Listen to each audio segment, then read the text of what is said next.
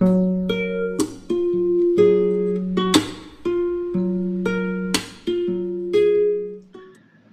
pretty sure that most of you, if not all of you, have heard sentences like this, like what I'm about to say, in the course of your life at least once, if not more. You know, statements like this is common knowledge nowadays in many countries, such as where I live. And here is the sentence. Psychoanalysis is all about the past. Come on, so what about the present? I said goodbye to my past long time ago. Or psychoanalysis is nothing but the effects of the past upon present. And you know, psychoanalysis is always reprimanded for this alleged reduction of all human actions and desires to the level of the past. Well, to be quite honest, I should say that's not right. That's not true. You know why? It is precisely because of this video topic that I'm saying this is not right. This video topic is still related to repression in clinical psychoanalysis, but I would like to become a bit more precise. That's why today's topic is deferred action in clinical psychoanalysis. It is precisely because of this term, because of deferred action in clinical psychoanalysis, that those people who think that psychoanalysis is all about the past or it's all about the effects of the past upon present, they are all wrong.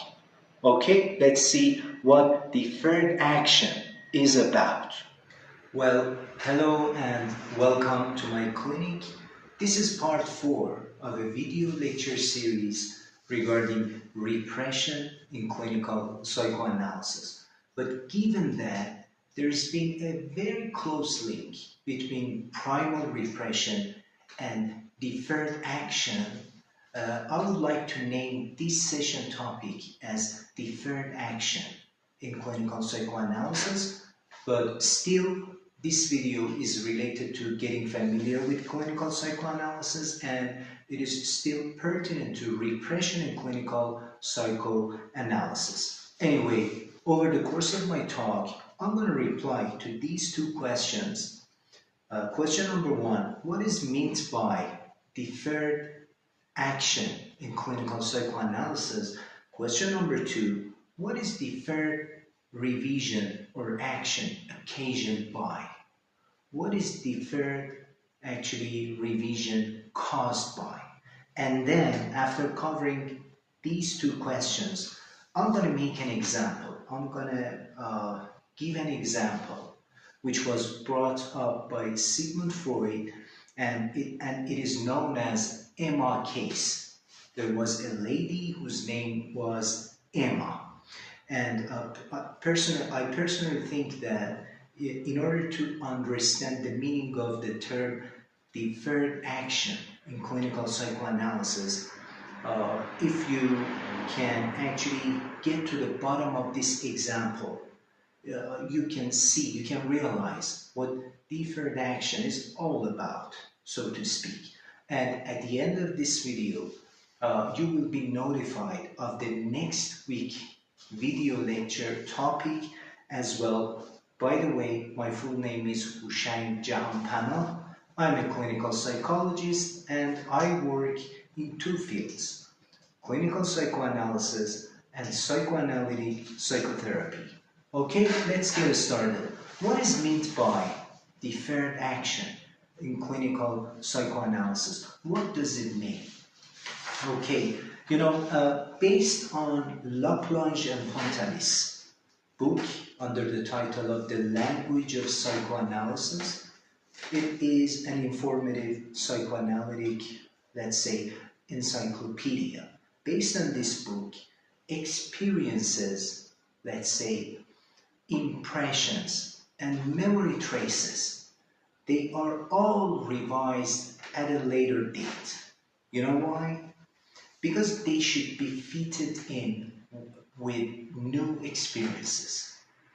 They should be fitted in with new experiences. experiences, or they should be matched with a new developmental stage. When you attain a new developmental stage, they should be fitted in with that new stage as well. And in this case, or let's say under the circumstances, not only those, let's say, impressions, experiences, and memory traces, not only they are invested with a new meaning, but also they are provided with psychical effectiveness. So that's very important. They are provided with a new meaning, and on top of that, they are invested with psychical effectiveness. Okay, deferred action is not about revising everything. It is not lived experience which undergo a deferred revision, no. But whatever which has been impossible in the first place, let's say in the first instance, to be understood, whatever which has been impossible to incorporate fully into a meaningful context, that's what undergoes deferred revision. And this implies traumatic events. To put it simply, I can say that trauma is what undergoes deferred action, traumatic events. They are all, let's say, they are those items which undergo a deferred revision, a deferred review. Okay? And the very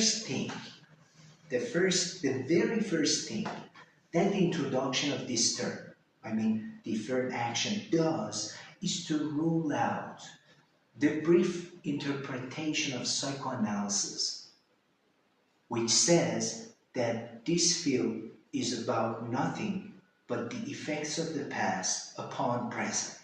The first thing that the introduction of this term does is to exclude this, let's say, simple and brief interpretation of psychoanalytic view of the human being history, which considers a linear determinism,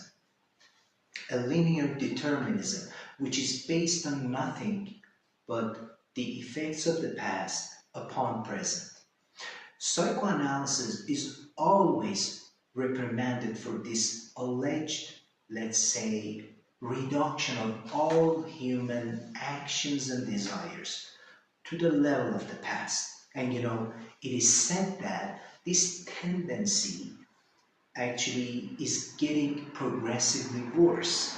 You know why?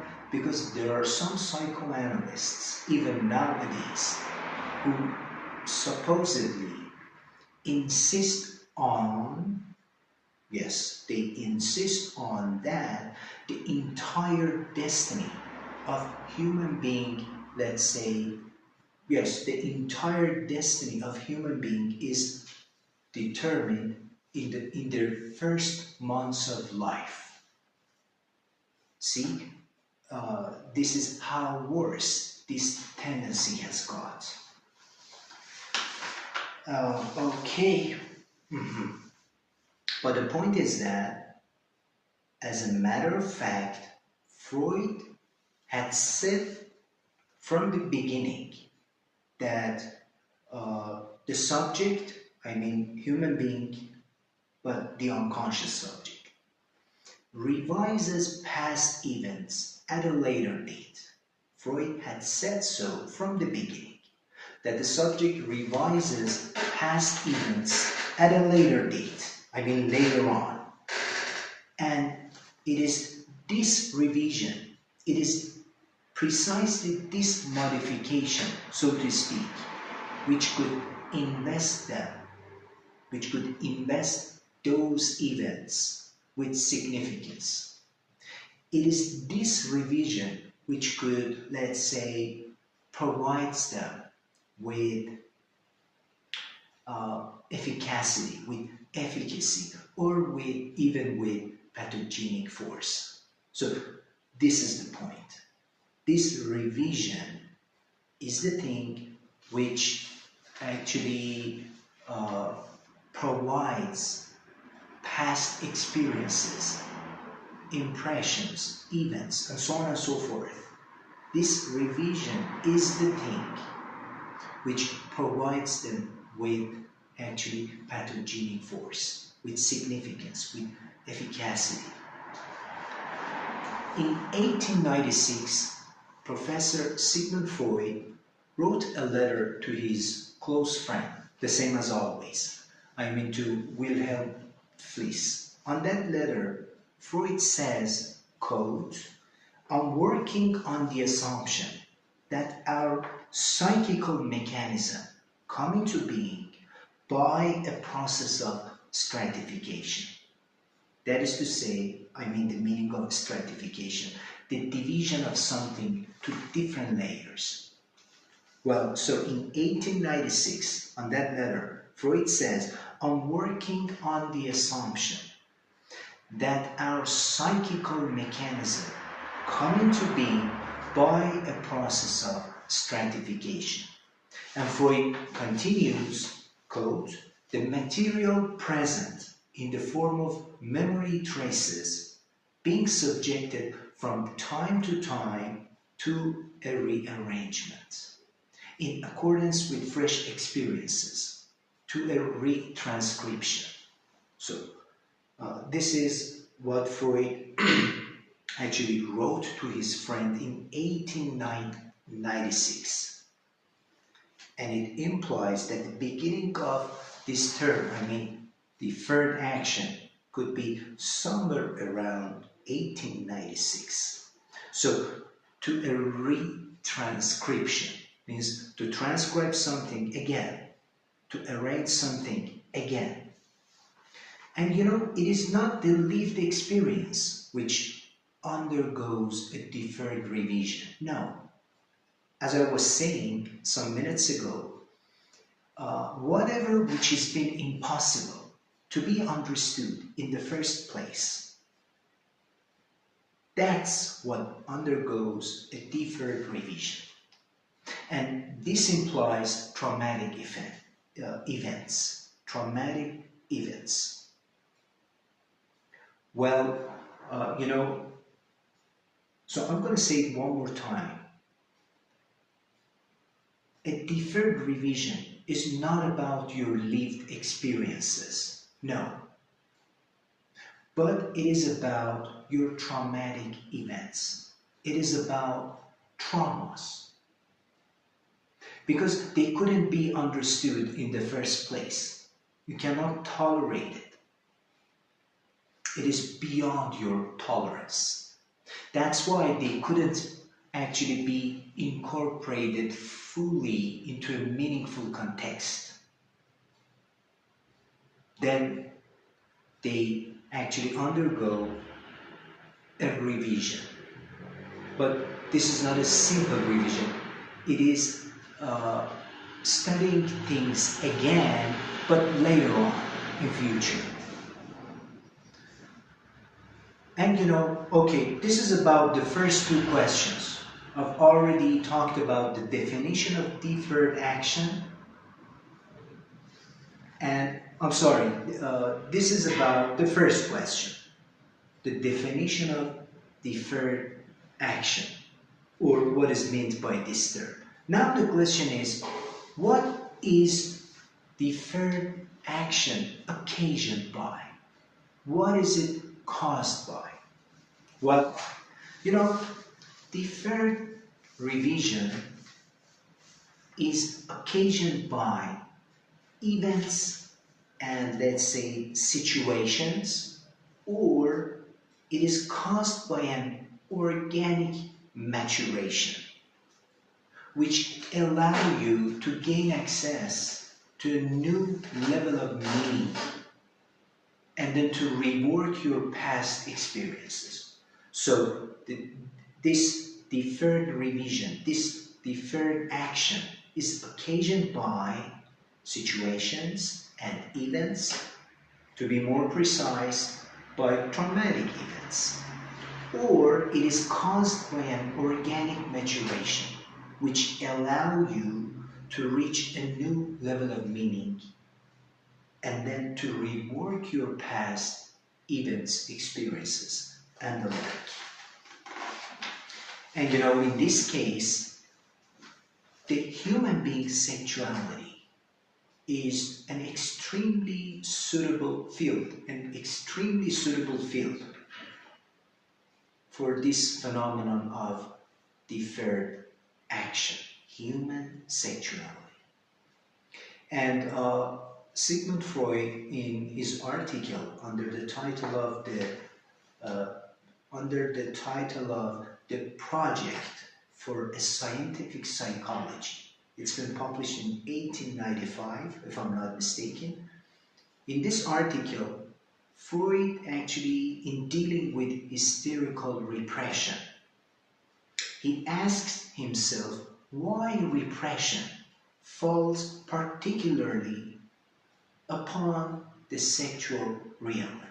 He asks himself this question: why repression particularly falls upon the sexual realm? So, in order to show how repression takes for granted two clearly separated events in their time sequence, in order to show this, Freud gives an example in this article. Gives an example which is known as Emma case. There was a lady whose name was Emma. So this example, I personally think that it is of particular importance for anyone who is willing to understand deferred revision or action meaning. So the lady whose name is Emma, she is under analysis. At present, Emma is haunted by the idea that she shouldn't have gone into that shop alone. So Emma gave her fear, because when she was 12 years of age, she went into a clothing shop. As of the second that she entered the shop, the shopkeeper burst out laughing and she was scared.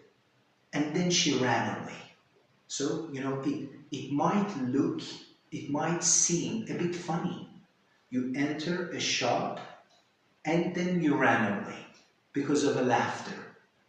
But there must be more to it than meets the eye. Anyway, Emma herself gave her fear an interpretation that this memory had set off the symptom. Now the example. There are two separated events.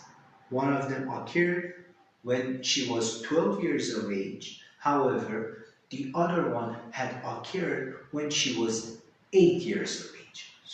So the point is that two somehow similar events, but they are completely separated.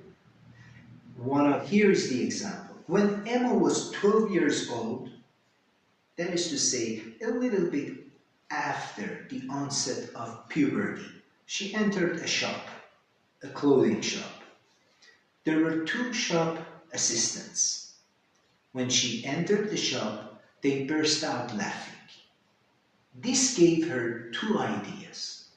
One of which is that they are making fun of my clothes. They are making fun of my clothes. But the other idea is that Emma felt sexually attracted to one of the shop assistants.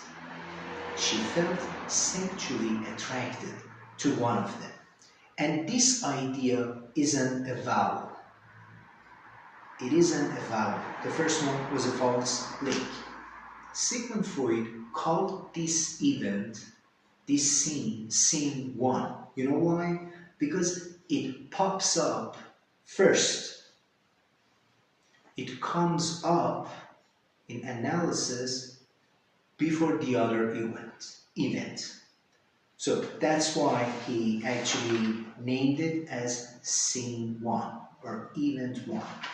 But you know, Freud was a little bit skeptical about the nature of this memory because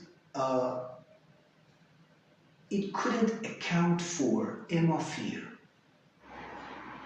But also, let's put it this way. You know, Freud was a little bit skeptical about this memory because he noted that it explained neither Emma's fear nor the fact that she couldn't enter the shop alone. Remember some seconds ago, I started this example by this sentence, that Emma was haunted by the idea. She was reproaching herself for going there alone. She was haunted by the idea that she shouldn't have gone there by herself. Freud noticed that this memory explained neither her fear nor the fact that she actually shouldn't have gone there alone. However, psychoanalysis brought to light another memory, which occurred, or let's say another event, which occurred earlier, when she was 8 years old. So from now on, this event is about 4 years earlier, when she was 8 years old. When Emma was 8 years of age, she had gone into a clothing shop, and the point is that the shop assistant, the shopkeeper, groped her at a time. The shopkeeper grabbed at her genital organ through the material of her dress. Okay? Subsequently, she had gone back to the same shop 2 more times, and then she stopped going there. So this is what occurred when she was 8 years old. It was these returns, she had gone back there 2 more times. It was these returns for which she reproached herself. Remember? She was reproaching herself that she shouldn't have gone there by herself. She was haunted by the idea that she shouldn't have gone there alone. It was for these returns that she was reproaching herself. And you know, this memory explained to Freud the guilty conscience of a person who wishes to provoke another assault. Anyway, Sigmund Freud called this earlier event scene 2 because it came up later. It came up after scene 1. And I'm going to say it one more time. Whatever I'm saying in order to actually talk about this example, they are all actually at a time when Emma was under analysis. So these are her free associations. Okay? It was possible for Sigmund Freud to rearrange, to reconstitute the course of events in Emma's associations. You know why? Because there are some similar items in 2 separate, let's say, memories or events. One of which is laughing. In both instances, the shopkeeper, when she was 12 years old, when she entered the shop, shopkeepers burst out laughing. When she had been 8 years old, 4 years earlier, when she was being groped, the shopkeeper actually grinned at her. while she was being groped. So laughing was a common, let's say, item in both instances. Also being alone. In both cases, she went to the shop by herself, so she was alone. There are these common items between the two actually memories.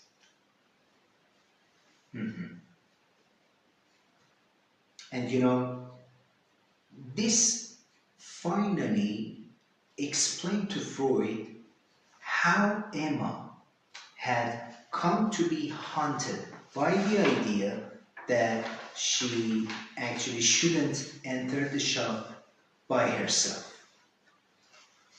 Okay, so that's about the example. I'm going to repeat the example very quickly because, as I said before, this example is of particular importance for anyone who wants to know the meaning of deferred revision. You know, Emma, during her analysis, these are her free associations. The first scene, that is to say, the reported memory, is about the time when she was 12 years old. She went into a clothing shop. There were two shopkeepers. As of the second that she entered the shop, they burst out laughing. Okay? This gives her two ideas. Number one, they are making fun of my clothes. Number two, Emma felt sexually attracted to one of them. Okay? That's about the scene one, event one. It comes up firstly in her analysis. However, psychoanalysis brought to light another memory. Emma had gone to a clothing shop 4 years earlier when she was 8 years old. At a time, she was groped by the shopkeeper. The shopkeeper, the shop assistant, grabbed at her genital organ through the material of her dress. And while the shopkeeper was actually groping her, he grinned at her. Okay? Subsequently, she had gone to the same clothing shop 2 more times, and then she stopped going there. You know, so these are two separated, clearly separated events and memories. But the point is that when she was 12 years of age, she ran away right after seeing that the shopkeepers are laughing. She ran away. She's scared of the situation and ran away. That's why it seems a bit funny. What are you afraid of? Just the laughter? Why are you running away? You know, that's why I said there must be more to it than meets the eye. So that, let's say, scary feeling, that, let's say, bothering feeling or running away, it's all about the earlier event. It has got nothing to do with the time when she was 12 years old. So this is deferred action. You run away because of something which had happened some years ago. You right now run away. You right now, for the time being, actually you are scared. For the time being, you get frightened because of something that, and the point is that right now you are understanding that event. And that's why your past is being changed right now. This is deferred action. So, deferred action To put it briefly, I can say that your past experiences, your past events, I don't know, impressions, and so on and so forth, they are changed right now. And the point is that it doesn't happen once, twice, 3 times. No, it happens many times in the course of your life. So it happens on and on. Your past experiences, they are being changed from time to time, every now and then. So, through psychoanalysis, when you undergo psychoanalysis, what is being done is that you're trying to actually change your past through present. This is what happens during psychoanalysis. Through being analyzed, through free associating and stuff like that, through psychoanalysis journey, you do your best to change your past through present. And this way the future will be changed. So I cannot say that you kill 2 birds with 1 stone. No, you kill 3 birds with 1 stone. You kill 3 birds with 1 stone. You change your past, present, and future.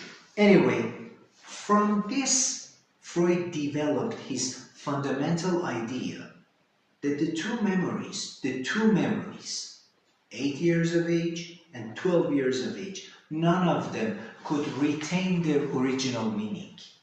None of the memories could retain their original meaning. And they have been modified by the onset of puberty. The assault, and the point is that, on top of them all, the assault, being groped, it didn't in itself constitute the trauma. When she was 8 years old, actually, when she went there and when the shopkeeper grabbed at her genital organ, this assault didn't in itself constitute the trauma. No, it was only 4 years later when the shopkeepers burst out laughing, and when Emma felt attracted to one of them, that she unconsciously remembered the first shopkeeper. So one memory arousing a sexual release that was transformed into anxiety so that she ran away. Okay? So the point is that after 4 years, that event became traumatic. Not at a time when it occurred. She was afraid the shop assistants might repeat the assault, and she ran away. And in order to conclude, here Freud, regarding this example, the first of these events consists in a scene, seduction by an adult. It consists in a scene which is of a sexual nature, but at the time of its occurrence, it didn't have any sexual significance for the child. At the time of its occurrence, it has no sexual, let's say, significance for the child. The first event. But the second event presents certain points of similarity with the first, even though superficial. But in the second event, given that Emma actually reached puberty, she was capable of sexual feeling. A feeling which she will associate consciously with the second event, although it has actually been provoked by the memory of the earlier. Okay, that's it. That's about the deferred action in clinical psychoanalysis.